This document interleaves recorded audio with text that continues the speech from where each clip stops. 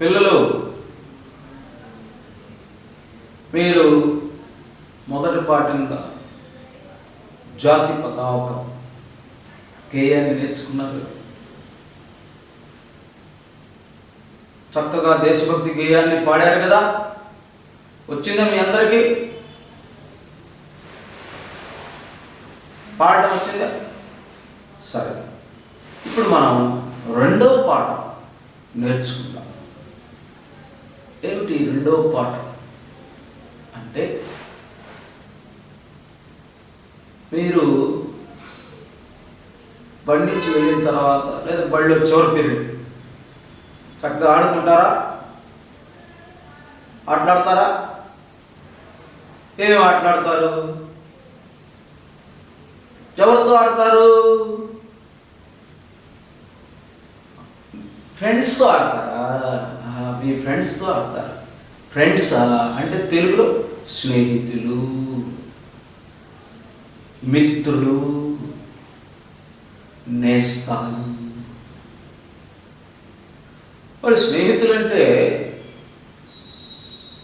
ఆటలాడటమేనా, లేకపోతే మీరు ఏదన్నా అవసరం ఉన్నప్పుడు ఆదుకుంటుంటారా, సహాయం చేస్తారు? మీరు మీ ఫ్రెండ్స్కి కానీ వాళ్ళు మీకు కానీ చేస్తుంటారా?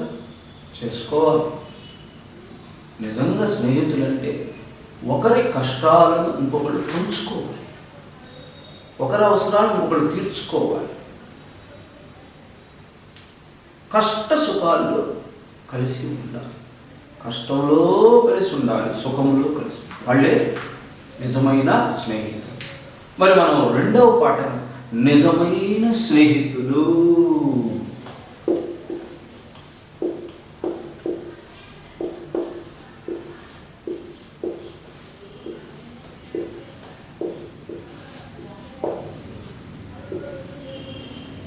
నిజమైన స్నేహితులని చక్కటి కథను చెప్పుకున్నాం.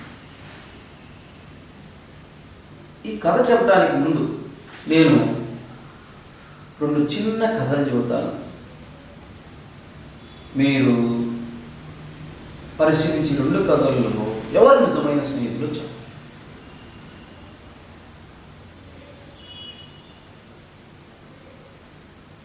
శ్రీకృష్ణుడు కుచేలుడు. కుచేలుడు అసలు పేరు సుధాముడు, బాల్య స్నేహితుడు. ఎవరు? శ్రీకృష్ణుడు, కుచేలుడు. వారిద్దరూ ఇప్పట్లాగా పాఠశాల పూర్వంతా అడవులు, ఋషుల దగ్గర, గురువుల ఇంట్లో ఉండి చదువుకున్నారు. సాందీపని అనే గురువు దగ్గర చదువుకున్నారు. అన్ని విద్యలు నేర్చుకున్నారు. అడవుల్లోనే ఉంటూ సాందీపని అనే గురువు దగ్గర. కృష్ణుడేమో రాజుగారి కుమారుడు, కుచేలుడేమో పేద బ్రాహ్మణ కుమారుడు. అయినా సరే కలిసిమెలిసి, నేను రాజు కొడుకుని గర్వం లేకుండా కలిసిమెలిసి చక్కగా ఆడుకున్నారు, పాడుకున్నారు, చదువుకున్నారు. చదువు పూర్తయితే ఎవరి ఊరికి పోయింది. కృష్ణుడు ద్వారకు వెళ్ళాడు, రాజధాని నగరానికి, ఆయన నగరానికి. కుచేలుడు పేదవాడు వాడు. సరే, కృష్ణుడు పెరిగి పెద్దయ్యాడు, కుచేలుడు పెరిగి పెద్ద. కుచేలుడు పేద బ్రాహ్మణుడు కాబట్టి ఆయన ఒక పేదరికంలోనే మగ్గాడు. పేదరికంలో ఉంటూ వివాహం, పెళ్లి చేసుకున్నాడు. పిల్లలు పుట్టారు. అయినా పేదరికం పోవాలి. రోజు తినటానికి ఇబ్బంది, పస్తులు ఉండాల్సిన పరిస్థితి, కట్టుకోవటానికి బట్టలు ఉండేవి కాదు, పిల్లలకు కూడా సరిగా ఆహారాన్ని పెట్టలేనటువంటి దీనమైన పరిస్థితి కుచేలుడు. మరి శ్రీకృష్ణుడేమో సకల భోగాలను అనుభవిస్తూ రాజు కాబట్టి ఆయన దగ్గర ఎంతోమంది సేవకులు, పెద్ద పెద్ద మేడలు, భవనాలు, బిల్డింగ్స్ అని వాటితో.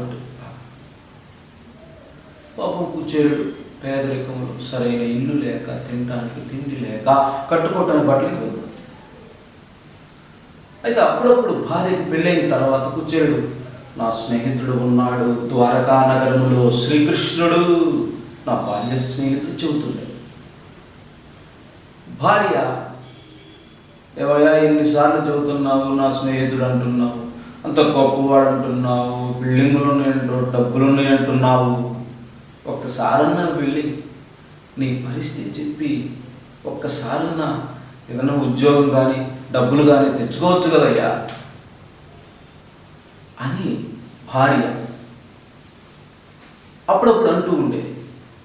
ఇక ఒకరోజు గట్టిగా మీరు వెళ్ళాల్సిందే అని చెప్పి, నిజంగానే పరిస్థితి దయనీయం ఉంది. పేదరికుడు మొగ్గుతున్నాడు, తినడానికి తిండి లేదు. అందువల్ల ఏం చేశాడంటే ఇక తప్పదనుకొని ఒకసారి బాల్య స్నేహితుడి దగ్గరికి వెళ్ళి సహాయం అడుగుదామని బయలుదేరేటప్పటికి మరి అంత రాజభవనంలో ఉంటున్నాడు, రాజుగారి కుమారుడు. మరి ఆయన దగ్గరికి వెళ్ళేటప్పుడు ఉట్టి చేతులు ఎలా పడుతుంది కదా, ఈయన దగ్గర ఏముంది పాపం, సరైన ఇల్లు లేదు, కట్టుకోవడానికి బట్టలు లేవు, ఏమి లేవు. సరే వెతికితే ఎక్కడో కొండలో మూల అటుకులు కనబడ్డాయి, కాసిన్ని అటుకులు. ఇన్ని అటుకుల్ని ఒక పైన తీసుకొని సంచులు కూడా చేయలేదు, ఒక టవల్ అంటే టవల్లో గుడ్డలో ఇట్లా కట్టుకొని వెనక వేసుకొని బయలుదేరి వెళ్ళేటప్పుడు రాజుగారు అంతఃపురానికి వెళ్ళటం అంత తేలిక. బయట ఎవరుంటారు? ద్వారపాలకులు, వాళ్ళు సెక్యూరిటీ గార్డ్స్. వాళ్ళు వెంటనే ఆపేశారు. అయ్యా నేను శ్రీకృష్ణుడి బాల్య స్నేహితుడు, ఎవరైనా నువ్వు చూడటానికి ఎట్లా ఉన్నావు, సగం చినిగిపోయిన గుడ్డలు, లోపల వెళ్ళటానికి వెళ్ళలేదు, అప్పుడు నెట్టేసి. సరే ఏదో రకంగా చూశాడు, ఆ వార్త శ్రీకృష్ణుడు తెలిసి పిలిపిస్తాడు. పిలిపించేటప్పుడు తన స్నేహితుడి కుచేలుని చక్కగా ఆయనకు మంచి బట్టలు పెట్టి విందు భోజనం పెడతాడు.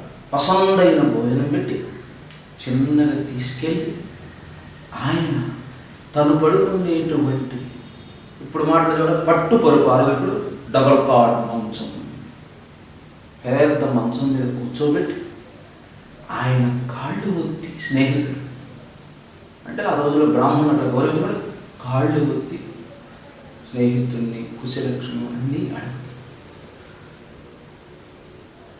స్నేహితుడా, మిత్రుడా, ఎట్లా ఉన్నావు, ఏంటని వివరాలు లేదు.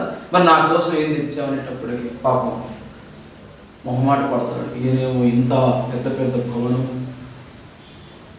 విందు భోజనం చేస్తుంటాడు, నేను తెచ్చిన అటుకులని మొహమాట, నేను అటుకులు తెచ్చా అంటే ప్రేమతో శ్రీకృష్ణుడు అటుకులు తింటాడు. అయితే ఆ వచ్చిన టైంలో మరి అసలు ఎందుకు వచ్చాడు, ఏదైనా సహాయం అది మర్చిపోయాడు. స్నేహితుడు చేసినటువంటి ఆ సేవను చూసి, ఆ ఆతిథ్యం చూసి అన్నీ మర్చిపోయాడు. ఏం అడగలేదు, అడగకుండానే ఇంటికి బయలుదేరి వెనక్కి వచ్చేటప్పటికి ఆశ్చర్యం, ఇది వరకు ఉన్న ఇంట్లో లేదు, పెద్ద భవనం వచ్చేసి. భార్య కూడా సంతోషంగా పెద్ద భవనంలో మేడ వచ్చింది. భార్య కూడా ఆరాలు నగలు ధరించి ఉంది, పిల్లలు కూడా సంతోషంగా మంచి వస్త్రాలు ధరించి ఉన్నారు. ఆశ్చర్యపోయాడు, ఇదంతా నా శ్రీకృష్ణుడి యొక్క మాయ, శ్రీకృష్ణుడి యొక్క అనుగ్రహం అని ఆనందించాడు. ఇది శ్రీకృష్ణుడు కుచేలుడి యొక్క స్నేహం. వాళ్ళ బొమ్మలు చూడండి, ఇక్కడ శ్రీకృష్ణుడు కుచేలుడు ఇద్దరు ఎట్లా ఉన్నారు.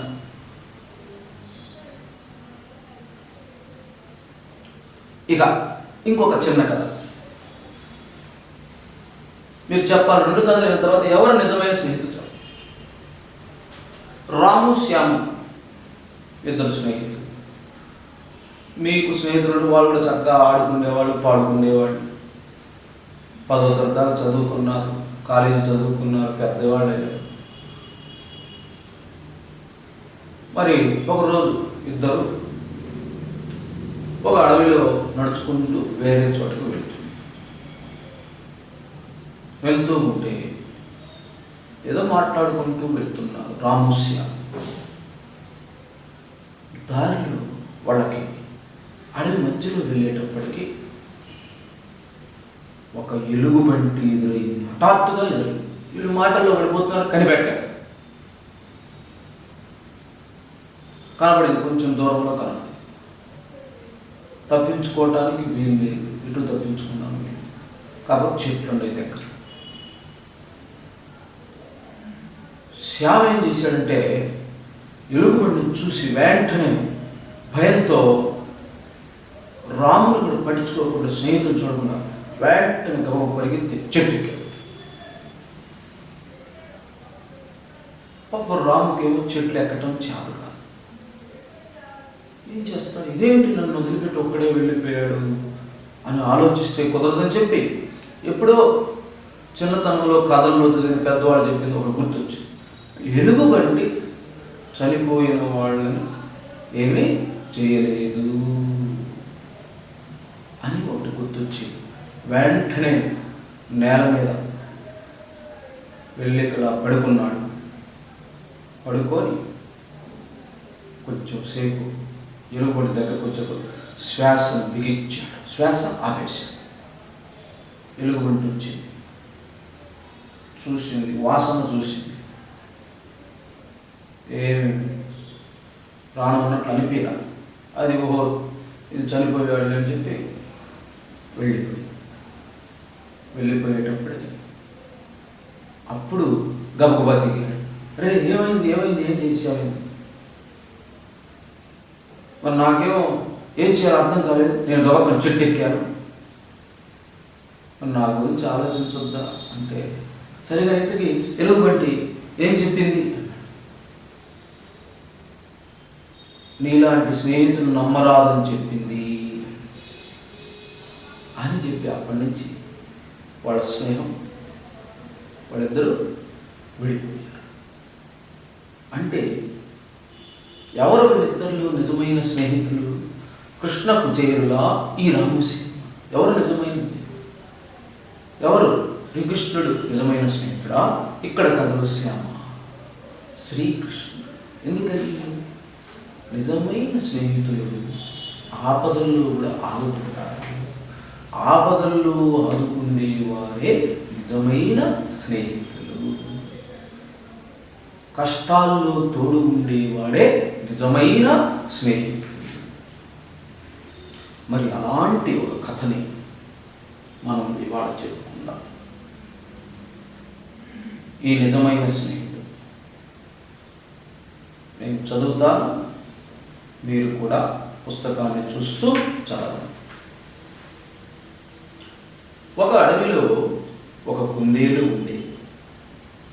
అది చాలా జాలి ఉండే కదా. చేతనైనంత వరకు ఇతరులకు సాయపడుతూ ఉంది. ఒకసారి ఒక మేక అనారోగ్యంతో తిండి లేక పడి ఉంటే కుందేలు దాని దగ్గరకు వెళ్ళి, నేను నీకు మేత తెచ్చిస్తాను అని చెప్పి తన చిన్న నోటితో చాలాసార్లు తిరిగి దానికి సరిపడా ఆహారం తెచ్చిపెట్టింది. అది తిన్న తర్వాత ఆకు దొప్పతో నీళ్లు తీసుకొని వచ్చి నీళ్లు కూడా పట్టింది. ఒక గుర్రం కాలులో ముళ్ళు దిగి అవస్థపడుతుంటే కుందేలు, మిత్రమా నీవు బాధపడవద్దు, నీ ముళ్ళు నేను తీస్తాను అని వేరొక ముళ్ళు తీసుకొని వచ్చి మెల్లగా జాగ్రత్తగా ఆ ముళ్ళు తీసి దానికి నొప్పి తగ్గించి. కుందేలు ఒకరోజు ఆహారం తింటుండగా ఒక డేగ వచ్చి దాని ముందు పడిపోయింది. వేటగాడు వేసిన బాణం వల్ల దాని రెక్కలకు గాయమై రక్తం కారుతూ ఉంది. అది చూసి చెలించిపోయిన కుందేలు, మిత్రమా నీవు బాధపడవద్దు అంటూ పరుగెత్తుకుంటూ వెళ్ళి రకరకాల ఆకులను తీసుకువచ్చి రసం తీసి డేగ రెక్కల పైన పోసి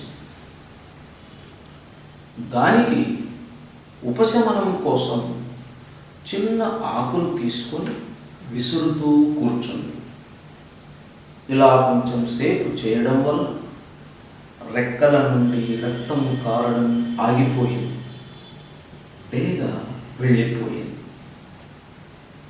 ఒకరోజు కుందేలు సరదాగా ఆడుకుంటున్న సమయంలో ఒక వేటగాడు కుందేలు వెనుక పడ్డాడు. అది పరిగెత్తుకుంటూ మేక దగ్గరకు వెళ్ళి, వేటగాడు నన్ను తరుముతున్నాడు, నన్ను కాపాడు అంది. మేక ఇప్పుడు కుదరదు, నాకు పని ఉంది అంది. నేను చదివినటువంటి కథలో సగభాగం మీరు కూడా చూడండి.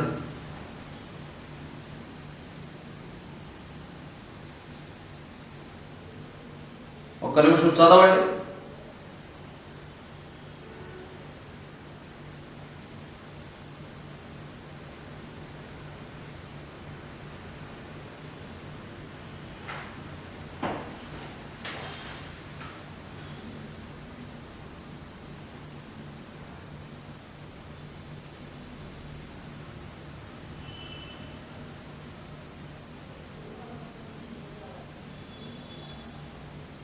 ఏడవ పేజీ వరకు చదవండి.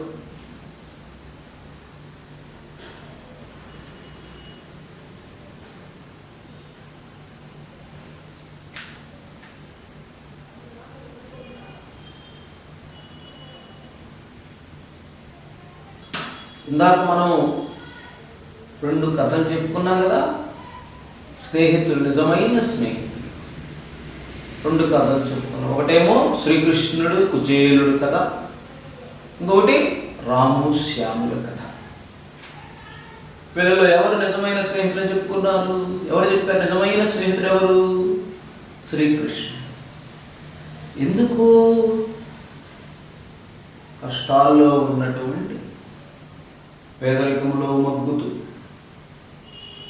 ఆకలితో అలమటిస్తున్న తన స్నేహితుడు కుచేలుడు అన్ని వసతులతో కూడినటువంటి మేడను బహూకరించాడు కాబట్టి, కష్టాల్లో ఆదుకున్నాడు కాబట్టి శ్రీకృష్ణుడు నిజమైన స్నేహితుడు.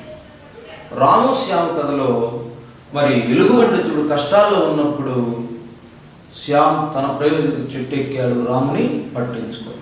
కాబట్టి వాళ్ళు నిజమైన స్నేహితులు కాదు. అలాంటి కథ మనం ఇప్పుడు నిజమైన స్నేహితులు. స్నేహితులు అంటే చెప్పాం కదా, ఇంకా ఏం పేరుతో పిలవచ్చు? స్నేహితులు, నేస్తాలు, మిత్రులు. ఇవి ఒకే అర్థాన్ని ఇచ్చేటువంటి మాటలు. ఈ కథలు మీరు చదివారు, నేను చదివిన తర్వాత మీరు కూడా చదివారు కాబట్టి కథలో మరి ఏం జరిగిందనేది మనం ఇప్పుడు చెప్పుకుందాం. ఒక పెద్ద అడవి ఉంది. అడవిలో ఉన్నది ఎవరు? కుందేలు. కుందేలు ఎలాంటిది? జాలి గుండె కలిగినటువంటిది కుందేలు. ఏం చేసేది మరి ఎప్పుడు కుందేలు? చేతనైనంత వరకు ఇతరులకు సహాయం చేస్తూ ఉండేది కుందేలు. ఇతరులకు చేతనైన సహాయం చేసేది ఎవరు? కుందేలు. సరే, ఎవరు ఇబ్బందుల్లో ఉంటే వాళ్ళకి సహాయం చేస్తూ ఉంటుంది. కుందేలు ఎలాంటి స్వభావం కలిగినది? చేతనైనంత వరకు ఇతరులకు సహాయం చేస్తుంది. సరే, ఒకసారి మేక అనారోగ్యంతో, ఆరోగ్యం వ్యతిరేక పదం అనారోగ్యం, గుర్తుంచుకోండి. తెలుగు మాటలలో మాటకి ముందు ఆ ఉన్నా, అన్ను ఉన్న వ్యతిరేక పదాలు చూడండి. ధర్మం అధర్మం, సత్యం అసత్యం, న్యాయం అన్యాయం, క్రమం అక్రమం. అలా అన్నున్నా సరే అన్ను అంతం అనంతం అనర్థం, అట్లా అనిష్టం. అలాగే ఇప్పుడు ఆరోగ్యం అనారోగ్యం అంటే వ్యతిరేకం, అంటే ఆరోగ్యం సరిగా లేదు. అప్పుడు కుందేలు వెళ్ళి ఏమన్నది, నేను నీకు మేత తెచ్చిస్తాను అని చెప్పి సరిపడా ఆహారం అంటే భోజనం తెచ్చిపెట్టేది. పాపం మరి తిన్న తర్వాత నీళ్ళు తాగాలి కదా, నీళ్ళు లేకపోతే ఏం చేసేది, చిన్న ఆకు తప్ప అంటే ఒక ఆకు తీసుకొని దాంతో నీళ్లు కూడా తీసుకొచ్చి నీళ్లు కూడా తాగించి, అంటే కుందేలుకి అంత జాలి కూడా. మీలో కూడా ఉంటారు కదా జాలి గుండె, అంటే కష్టాలు చూసి వెంటనే సహాయం చేసే కూడా. అలా మేకకు సహాయం చేసిన కుందేలు. అలా ఒకసారి ఒక గుర్రాన్ని చూసారా మీరు? గుర్రం కాళ్ళు ముళ్ళు దిగితే, ముళ్ళు పల్లెల్లో ఎక్కువగా ఉంటాయి, పట్టణాల్లో కూడా చివరిలో ఉంటాయి. ముళ్ళు దిగి అవస్థ పడుతుంటే, అవస్థ అంటే బాధ, నొప్పి పుడుతుంది. ముళ్ళు దిగి బాగా నొప్పి. అప్పుడు కుందేలు మరి తెలివిగా ఇంకొక ముళ్ళు తీసుకొని ఆ ముళ్ళుని జాగ్రత్తగా తీసి నొప్పి తగ్గించి, ఈ రకంగా ఒక గుర్రానికి సహాయం చేసి, ఇంకెప్పుడు ఇతరులకు సహాయం చేసుకుంటూ వెళ్తుంది. అది కుందేలు యొక్క స్వభావం.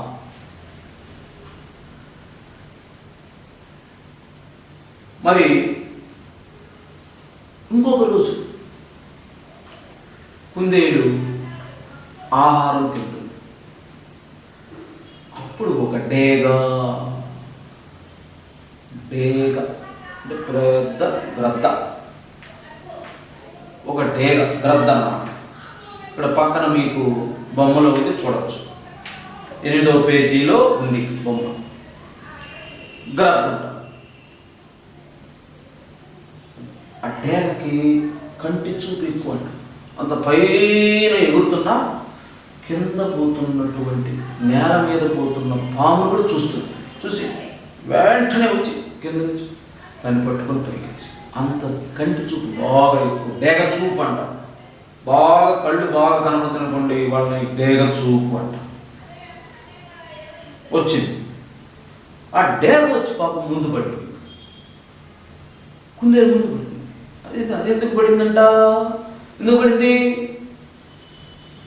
వేటగాడు బాణం వేశాడు. ఒక వేటగాడు బాణం వేశాడు, దూరం నుంచి బాణం వేశాడు. అది ఆకాశం ఎగురుతుంటే పాపం అది ఎక్కడి నుంచో వేశాడు.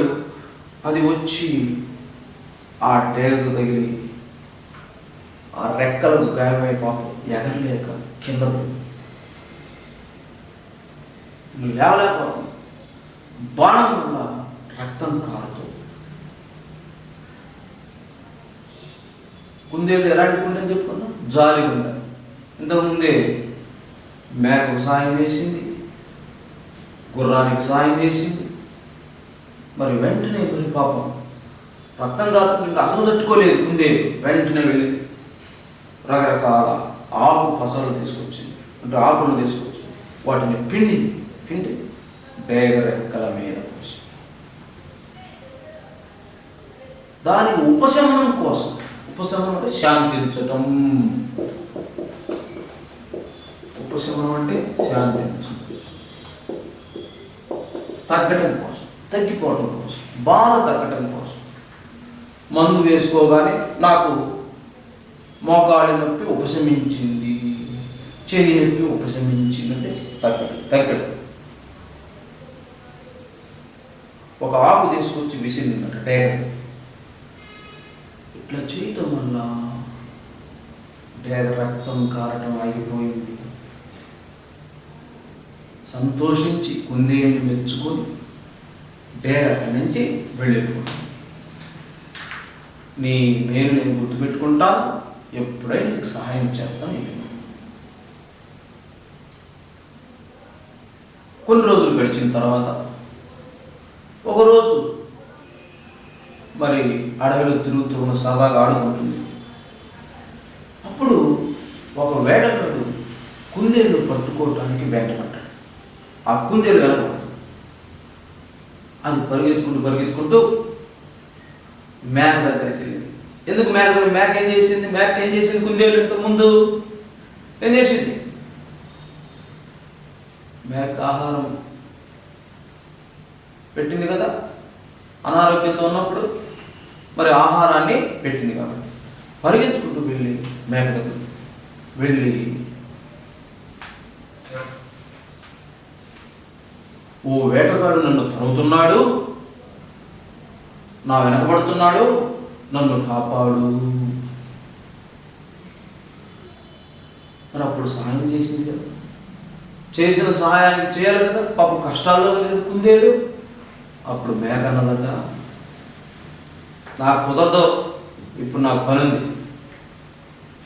వేటగాడు వస్తే నన్ను కూడా చంపుతాడు, నేను రాను, నా దగ్గర కుదరదు, వెళ్ళిపో. పాపం చేసేది లేక కుందేలు ఏం చేసిందో చూడండి, 8వ పేజీలో చూడండి. నేను చదువుతుంటాను, మీరు కూడా చూడండి, తర్వాత చదువు. కుందేలు పరుగు తీస్తూ గుర్రం వద్దకు వెళ్ళి, నన్ను వేటగాడు తరుముతున్నాడు, కాపాడు.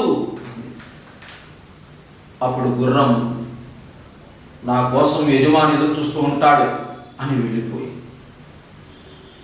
చేసేది లేక కుందేలు పరుగు తీస్తూ ఉండగా డేగ దాని దగ్గరకు వచ్చి, మిత్రమా, నువ్వు నా కాళ్ళను గట్టిగా పట్టుకో అని అంది. వెంటనే ఆలస్యం చేయకుండా కుందేలు డేగ కాళ్ళను గట్టిగా పట్టుకుంది. డేగ వేగంగా ఆకాశంలోకి ఎగిరింది. కుందేలు దొరకలేదు అనుకుంటూ వేటగాడు వేరే ప్రదేశానికి వెళ్ళాడు. డేగ కుందేలు ఒక గట్టు మీద దించి, నీవు దయతో ఒకనాడు నాకు చేసిన సహాయానికి ప్రత్యుపకారం చేసే అవకాశం నాకు ఇప్పుడు కలిగింది అని చెప్పింది. ఇప్పటి నుండి మనం మంచి స్నేహితులం అని అంది కుందేలు. అందుకు ఎంతగానో సంతోషించింది. ఈ 3 పేరాలు కూడా ఒకసారి చదవండి, కథను పూర్తి చేసుకుందాం. మీరు చదవండి.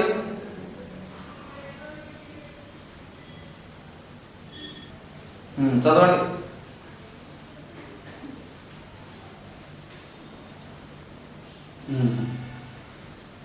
కుందేలు ఎవరు వెంటపడ్డారు? తరుముతున్నారంటే వెంటపడతాం. ఎవరు? వేటగాడు. మరి ముందు ఎవరి దగ్గరికి వెళ్ళింది? కుందేలు ఎవరి దగ్గరికి వెళ్ళింది? మేక దగ్గరికి వెళ్ళింది. ఎందుకు మేక దగ్గరికి వెళ్ళింది? మేకకి ఇంతకుముందు కుందేలు సహాయం చేసింది. అంటే ఏ పరిస్థితిలో ఉన్నప్పుడు? మేక అనారోగ్యంతో ఉన్నప్పుడు వెళ్ళింది. మరి మేక నేను కాపాడుతా అన్నదే అల్లా, ఇప్పుడు నాకు కుదరదు అని చెప్పాడు. మరి తర్వాత ఎక్కడికి వెళ్ళింది? పరిగెత్తుకుంటూ గుర్రం దగ్గరికి వెళ్ళింది. గుర్రం దగ్గరికి ఎందుకు వెళ్ళింది? గుర్రం ఇంతకు ముందు కుందేలు సహాయాన్ని పొందింది కాబట్టి ఏం చేసింది? కుందేలు గుర్రానికి ముళ్ళు గుచ్చుకుంటే ఆ ముళ్ళుని జాగ్రత్తగా తీసింది.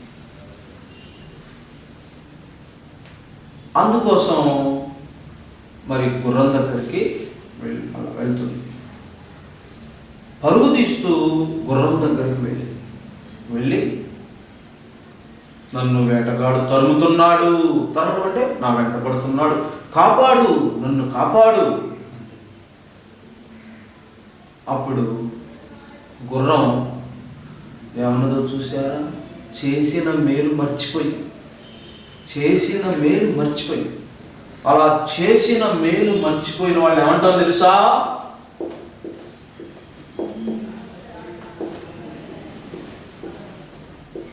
కృతజ్ఞులు. అంటే మేలు మర్చిపోతే వాళ్ళని కృతజ్ఞులు.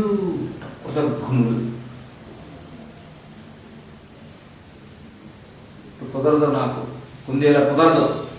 అవతల నా యజమాని నన్ను నా కోసం ఎదురు చూస్తుంటాడు, ఆయన వేరే చోట తీసుకెళ్ళాలి. పాపం చేసేది లేదు, పరిగెత్తుతూ ఉంది.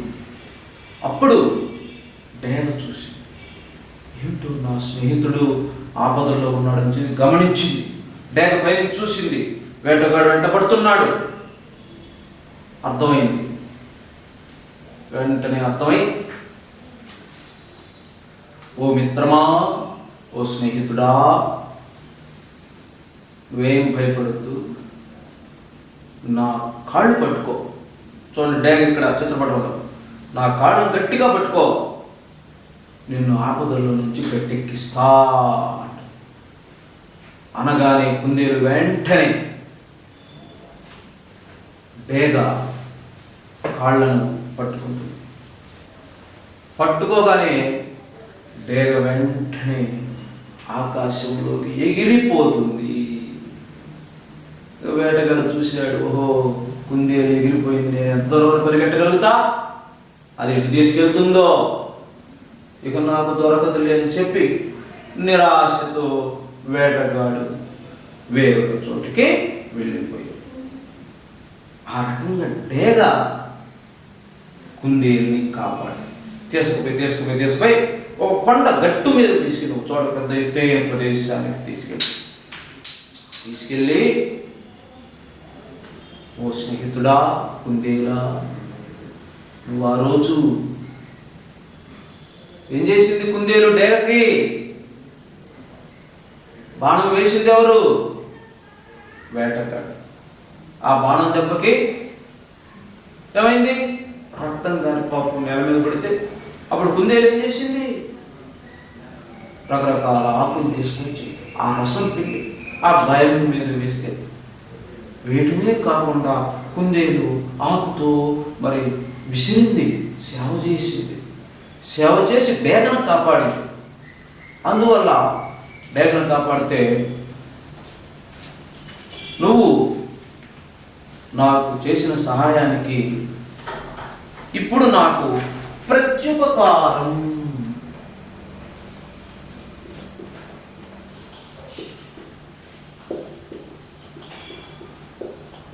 రెండు మాటలు. ప్రతి ఉపకారం అంటే చేసిన మేలుకు, ఉపకారం అంటే సహాయం, చేసిన సహాయానికి తిరిగి సహాయం చేయడం. దీన్ని మనం ఆంగ్లంలో కృతజ్ఞత, థ్యాంక్స్ అంటాం.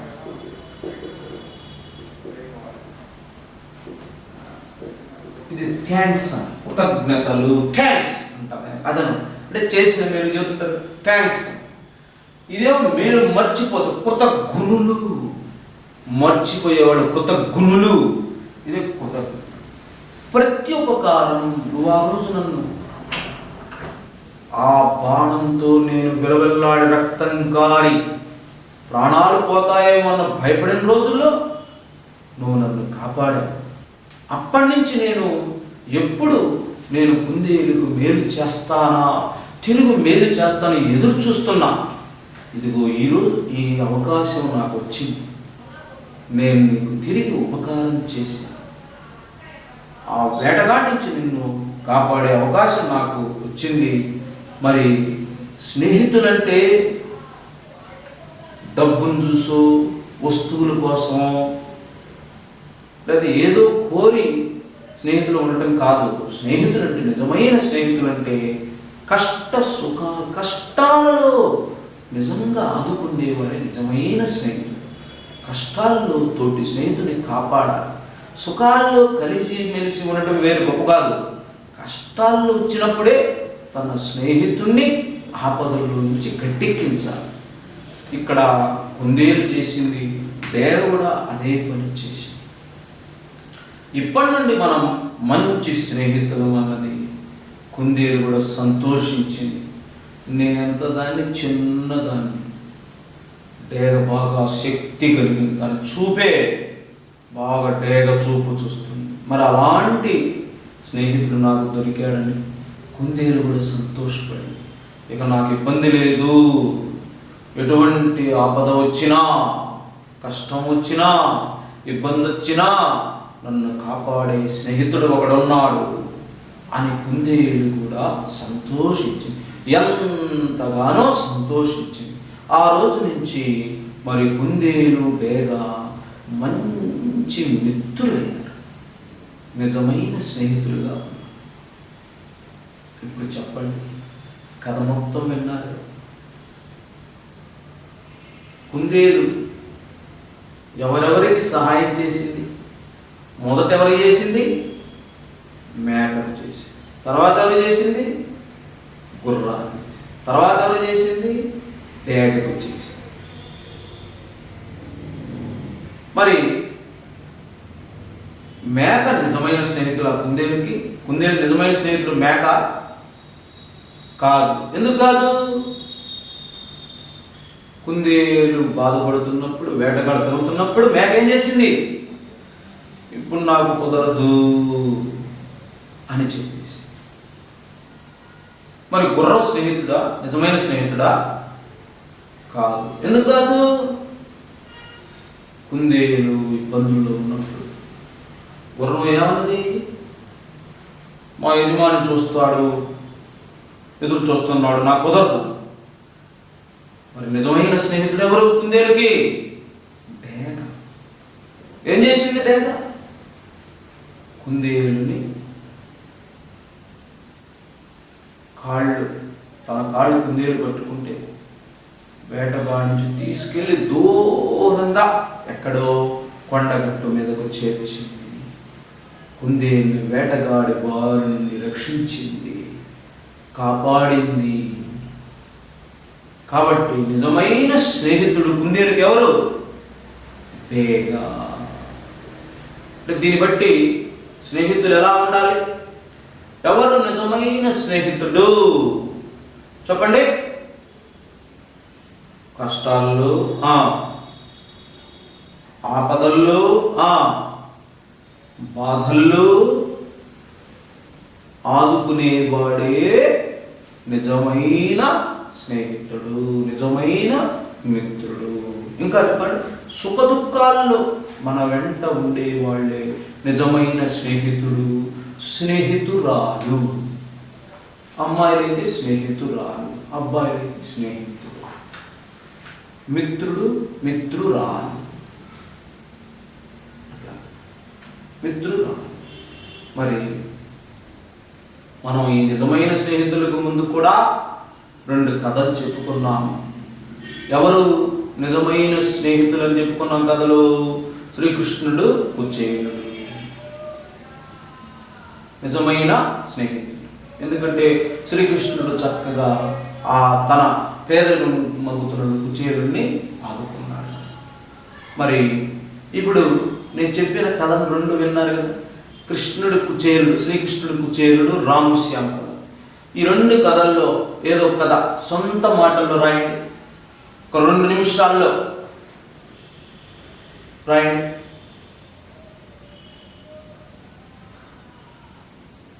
సొంత మాటల్లో వాక్యం అయిన తర్వాత పులి స్టాప్ పెట్టండి.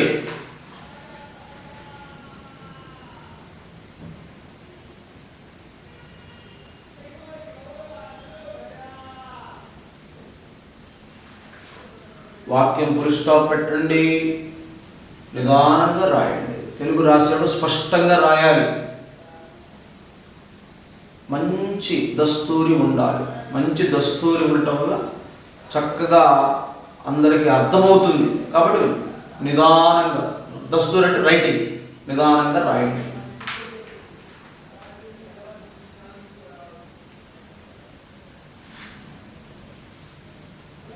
సరే, ఇంటి దగ్గర రాసుకొని వస్తారా? రాసుకొని రండి. చక్కగా ఈ 2 కథల్ని మీ సొంత మాటల్లో రాసుకొని రండి. తర్వాత మనం ఇంకో పాఠంలో కలుద్దాం.